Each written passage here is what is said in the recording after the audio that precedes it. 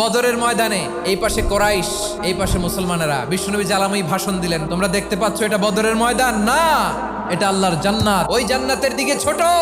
বিশ্বনবীর কথা শোনা মাত্র সাইয়েদনা উমাইর ইবনুল হুমাম বললেন বাখ বাখ, মানে চমৎকার।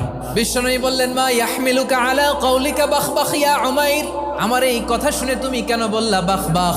ইয়া রাসূলুল্লাহ, আপনার এই কথা শুনে আমি বড্ড খুশি হয়েছি, আর আমি প্রত্যাশা করছি আমি যদি ওই জান্নাতের মালিক হতে পারি তাহলে কতই না ভালো হতো। সুবহানাল্লাহ বলেন। বিশ্বনবী বললেন উমাইর আনতা মিন আহলিহা, তুমি ওই জান্নাতের অধিবাসী, তুমি জান্নাতি। উমাইর চিন্তা করলেন আমি জান্নাতি, নবীর মুখ দিয়ে যখন বেরোইছে ওই জান্নাতে তো আমার ঢুকতেই হবে, কিন্তু হাতে 3টা খেজুর খেয়ে যদি জেহাদের ময়দানে যাই তাহলে জান্নাতে যেতে তো দেরি হয়ে যাবে।